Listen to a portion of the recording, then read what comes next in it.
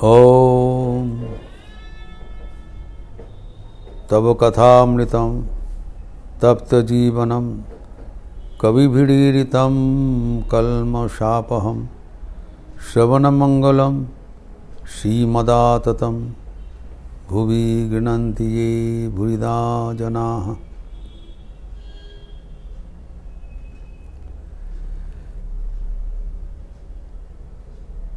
एक महत्वपूर्ण विषय पर तर्क हो रहा है।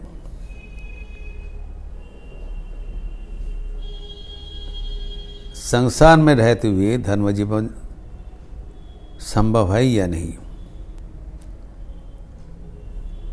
एवं इसमें भगवान श्री रामकृष्ण का क्या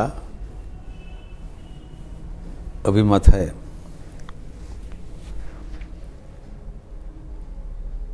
तर्क चल रहा है। एक पक्ष में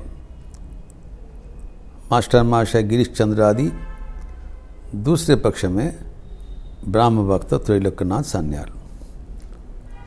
उन्होंने किताब में लिखा है कि पहले श्री रामकृष्ण संसार में विरक्त थे,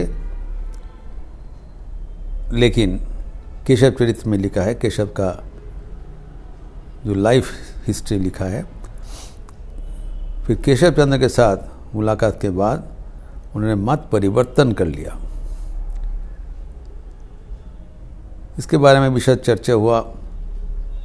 ठाकुर का बात ही चर्चा हुआ। ठाकुर कहते हैं संसार में अगर कोई ईश्वर का आनंद मिल जाए तब संसार का आनंद तुच्छ हो जाता है। इसका कोई तुलना नहीं होता है।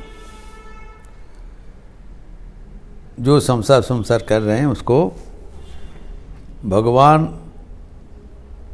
का आनंद लाभ नहीं हुआ, इसीलिए लोग इसे भूल रहे हैं। ठाकुर खुद ही बोल रहे हैं सबके सामने। तब गिरीश घोष ने पुनः फॉर ए कॉन्फर्मेशन त्रैलोक्य को बोल रहे हैं, तब आप जो लिखा है वो सही नहीं है। लेकिन त्रैलोक्यनाथ छोड़ा नहीं। वो कहते हैं क्यों?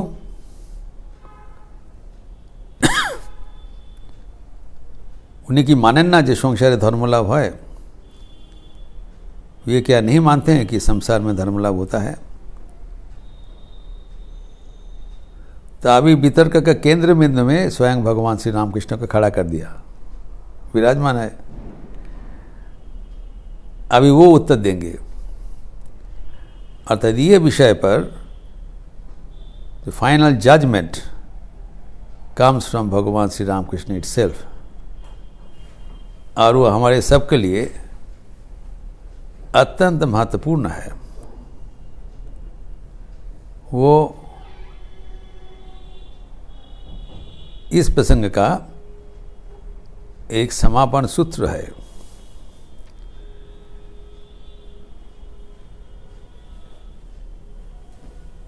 ठाकुर इसके बारे में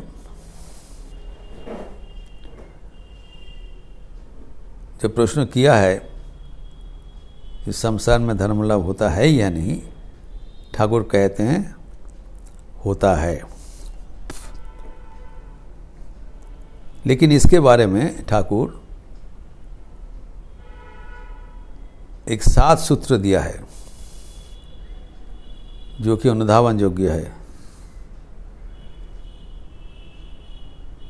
संसार में धर्म लाभ होता है, लेकिन प्रथम बात है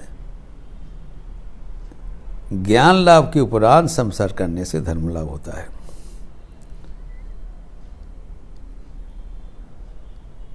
ज्ञान लाभेर परे संसार करते है। दूसरा बात, ईश्वर प्राप्ति के बाद संसार करने से तब कोई हानि नहीं होता है। ये बहुत महत्वपूर्ण बात बताया कि तब क्या होता है। तब बोल रहे हैं कलंक सागरे भाषो कलंक न लगेगा। कलंक का सागर में तैरने से भी कलंक देव को छू नहीं पाते हैं।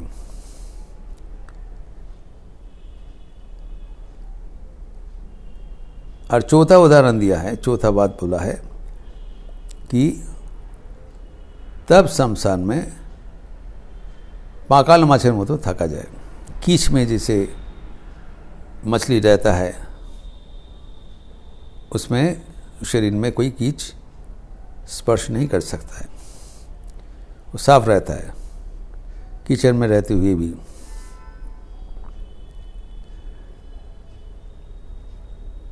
फिर बताया कि ईश्वर लाभ के उपरांत जो संसार है वो विद्या का संसार है। दो किस्म का संसार है, विद्या का संसार एवं अविद्या का संसार। इसमें ध्यान से हमें देखना पड़ेगा, संसार बोलने से नहीं होगा। क्वालिफाइड संसार बोल रहे हैं, जो जनरलाइज कर दिया संसार में रहने से ही धर्म लाभ होगा, वो नहीं होगा। विद्या का संसार होने से होगा। तो उसका क्या तात्पर्य है, विशेषता क्या है, what are the characteristics of विद्या संसार? সেখানে কামিনী কাঞ্চন নাই, সেখানে শুধু भक्ति भगवान और भक्त, ये दो चीज़ होगा। वहाँ पर कामिनी कांचन का कोई मतलब नहीं रहता है। तो क्या मतलब रहता है? भक्ति, भक्त और भगवान। तो ये सात चीज़ बता दिया। फिर आगे ठाकुर जो आखिर उनका जो युक्ति है, मतवाद है, वो अपना जीवन को उदाहरण दे रहे हैं। इसको कंफर्म करने के लिए अपना जीवन को उदाहरण देखिए, देखो हमारा जीवन भी देखो, मैं भी तो संसारी हूँ। उसमें भी चार चीज बताया।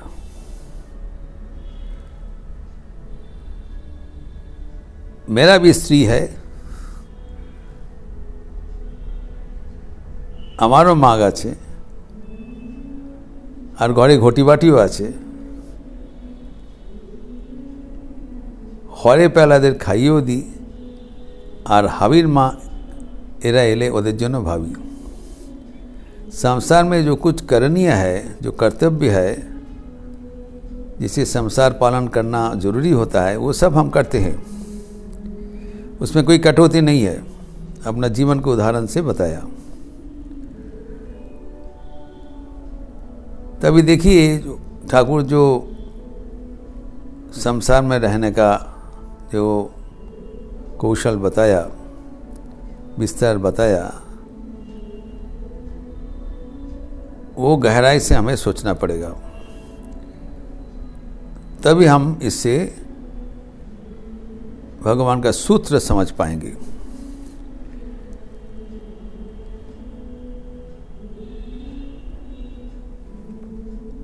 पहले ही बता दिया कि संसार में धर्म लाभ तभी होगा जब हमें ईश्वर का प्राप्ति होगा, ज्ञान लाभ होगा। ज्ञान लाभ होगा मतलब क्या है? ईश्वरी एकमात्र सत्य है, सत्य है। संसार मिथ्या है। मिथ्या मतलब परिवर्तनशील, जैसे दिखाई पड़ रहा वैसे नहीं है। There is a difference between appearance and reality. ये संसार का धर्म है, ये पहले भली भांति जान लेना चाहिए। संसार में रहने से बहुत कठिनाइयाँ है, फंसने का बहुत संभावना है। ठाकुर कहते हैं हाथे तेल में कि कांटाल भांगते हैं। कटहल जब हम उसको बनाते हैं तब कटहल का दूध जो है, रस है, हमारा हाथ में चिपक जाता है। इसीलिए कटहल काटने के पहले हाथ में कड़वा तेल लगा देना चाहिए, तब नहीं होगा। तो सावधानता अवलंबन करना पड़ेगा। मन को पहले हमें प्रस्तुत करना पड़ेगा संसार जीवन यापन करने के लिए, और वो तभी होगा जब उसमें भगवान का आनंद का रुचि पैदा होगा। जब तक भगवान का आनंद में रुचि पैदा नहीं हुआ, जब तक सांसारिक आनंद में हमारा रुचि है, उस समय में संसार करना खतरा है। और ये सीधा बताया कि ये संसार एक कलंक का सागर है, बहुत अच्छा जगह नहीं हुआ है, सब बता दिया। लेकिन इसमें भी अब बच सकते हैं, बचने का एक कौशल बता रहा है। ये नहीं कह रहे हैं संसार बहुत अच्छा जगह है, क्योंकि बहुत सावधानता अवलंबन करना पड़ेगा। तो ठाकुर का जो मतवाद है खुद ही बता दिया, मत परिवर्तन का कोई बातें नहीं है। लेकिन वो कलंक का सागर में रहने पर भी बचने का उपाय है। कलंक स्पर्श नहीं करेगा अगर हम भगवान को पकड़ के रहें, और वो कीच का मछली के जैसे हम बच जाएंगे, उसको टच नहीं कर पाते हैं। एवं उसको विद्या का संसार कहलाता है। और विद्या का संसार मतलब क्या है? शिकने कामिनी कांचन नाई, ये अर्थ समझना पड़ेगा। कामिनी कांचन तो है, नाई कैसे बता दिया? संसार में तो कामिनी कांच के साथ ही रहना पड़ता है, लेकिन तब उसका दृष्टि बदल गया। कामिनी कांचन को तब इंद्रिय सुख का सामग्री नहीं समझता है। कामिनी कांचन से उनका रुचि नहीं रहता है, भोग्य वस्तु नहीं रहता है। कामिनी कांचन नहीं मतलब कामिनी कांचन is not in his mind the way it used to be before. पहले कामिनी कांचन को जिस दृष्टि से देखते थे, अभी वो दृष्टि बदल गया। कामिनी कांचन तो है, लेकिन it is no more able to disturb the mind, distract the mind from God. पहले तो कामिनी कांचन भगवान चिंतन का विघ्न होता है, इसलिए कहा जाता है संसार में नहीं होगा। लेकिन जब उसका मन भगवान में युक्त हो गया, then Kamini Kanchan is no more able to disturb it from the feet of God. वो तब सेफ जोन में चला गया। और इसी को संसार विराग कहलाता है। और उसके साथ ईश्वर में अनुराग है। संसार में क्यों रहते हैं? What is the purpose of staying in the world? अगर कामिनी कांचन में तुम्हारा कोई मतलब नहीं है, तो व्हाई आर यू स्टेइंग? भक्ति, भक्त और भगवान के लिए। इसमें आनंद है।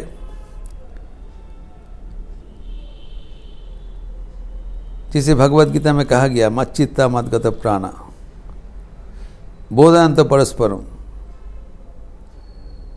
जो हमारा बात उन लोग एक दूसरे को समझाते हैं,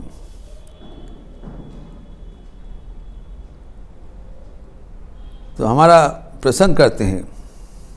तुष्यन्ति च रमन्ति च, बहुत उनको संतुष्टि मिलता है।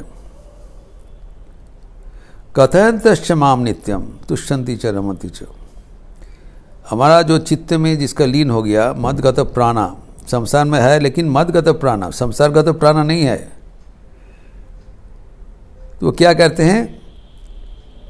ये एक दूसरे भक्तों को हमारा बारे में प्रसन्न करते हैं, हमारी बात बराबर कहते हैं। कथयन्तश्च माम नित्यम, सर्वदा हमारी बात लेके रहते हैं।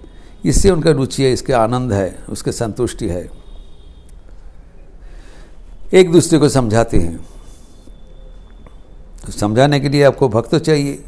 भक्ति, भक्त और भगवान, ये तीन चीज़ का अवलंबन करके संसार में रहते हैं। साधारण व्यक्ति कामिनी कांचन का अवलंबन करके संसार में रहते हैं। ये फर्क है।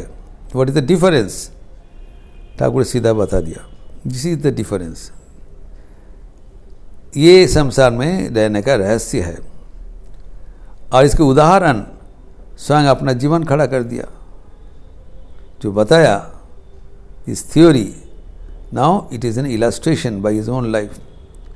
उनके भी सीधा कहते हमारा मांगा चाहिए इस मेरा भी स्त्री है, तो स्त्री के प्रति ठाकुर का जो व्यवहार है वो देख लो।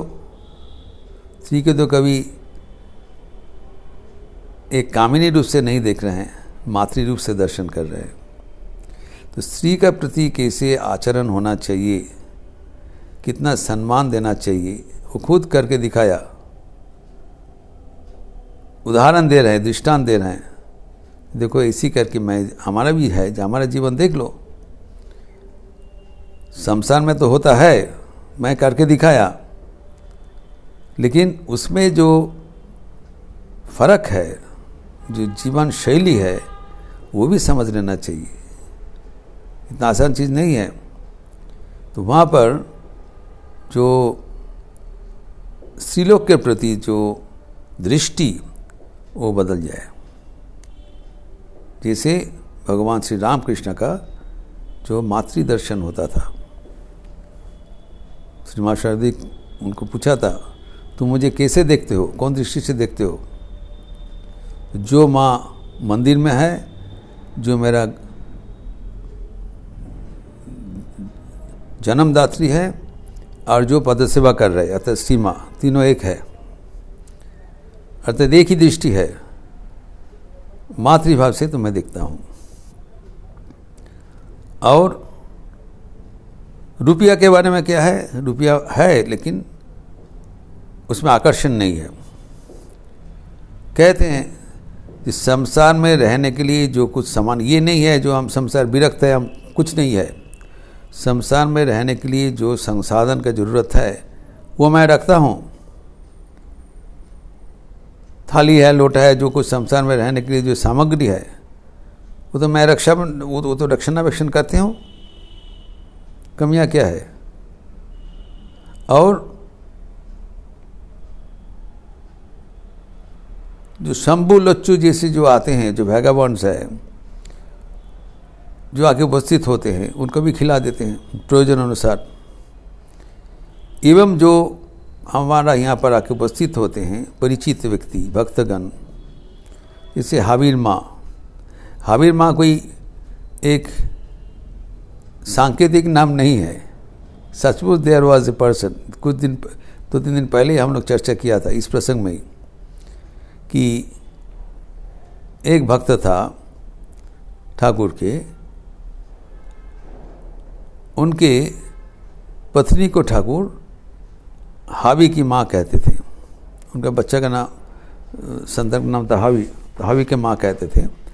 उनके 2 भाई थे, तो 2 भाई आए थे, हावी माँ का भाई आए थे। याद रखिए, यहाँ पर ही बलराम मंदिर में कुछ समय के पहले का बात है, आए थे, ठाकुर का प्रसंग सुन रहे थे।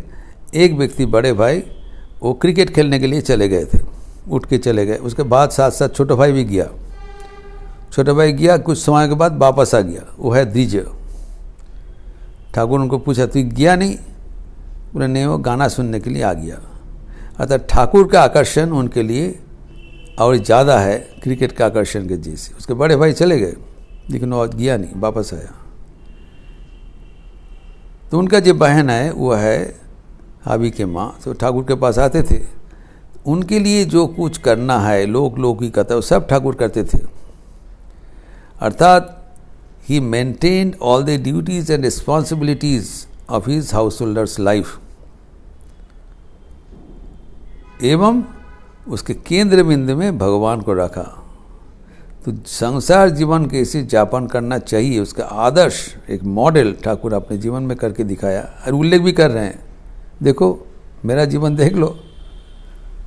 आप लोग का जो संशय है संसार में होता है कि नहीं, मैं तो बोल रहा हूँ होता है, लेकिन कैसे होता है वो मेरा जीवन देख के सीख लो। उसमें ये होगा कि उसमें विद्या संसार होगा, कामिनी कांचन नहीं रहेगा, उसमें भक्ति भक्त और भगवान रहेगा। और संसार का जो कुछ करनीय है हाउस होल्डर का जो कुछ करणीय है, अतिथि सत्कार करना है। जैसे त्रिलोकनाथ सान्याल बोला था, अगर रुपया होने से तभी ना किसी को देंगे, वो भी दिया जा रहा है। जो कुछ उनका ज़रूरतमंद है वो भी किया जा रहा है, लेकिन प्राथमिकता है भगवान। भगवान को केंद्र बिंदु में रख के सब कुछ काम करो, तो संसार में धर्म लाभ का मूल रहस्य है। अगर संसार में भगवान को ही भूल गया और सांसारिक सुख से हम रम गया, तब संसार में रहना बहुत खतरा है। कलंक सागर में तैरना उतना आसान नहीं है, तब कलंक सागर में डूब जाओगे। बचने का उपाय है विद्या, संसार, भगवान को पकड़ के रहना। ये फाइनल समाधान ठाकुर ने बता दिया, जो कि हम लोग के लिए बहुत ही शिक्षणीय है। इसका आगे फिर एक दूसरा विषय में वितर्क होगा कि भगवान का अवतार होना संभव है या नहीं। ये भी त्रिलोकनाथ सान्याल बताएंगे, और आखिर में ठाकुर इसका समाधान करेंगे, जिसका विस्तार हम अगले दिन करेंगे। ओम शांति शांति शांति। हरि ओम तत्सत। श्री राम कृष्णार्पणमस्तु।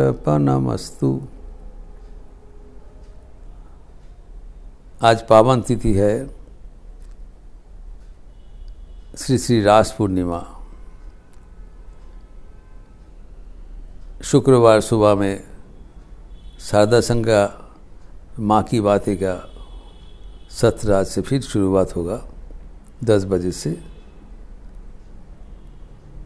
बहुत ऑफलाइन और ऑनलाइन क्लास होगा। जो नहीं आ पाएंगे वो यूट्यूब में देख लेंगे। और शाम को संध्या आरती के उपरांत भागवत पाठ। आज बहुत पावन तिथि जिसे कहा गया है रास पूर्णिमा। इस दिन में श्री कृष्ण के साथ गोपीगण रासलीला में युक्त हुए थे। रासलीला का क्या तात्पर्य है, ये श्रीमद् भागवतम में 5 अध्याय में वर्णित हुआ है।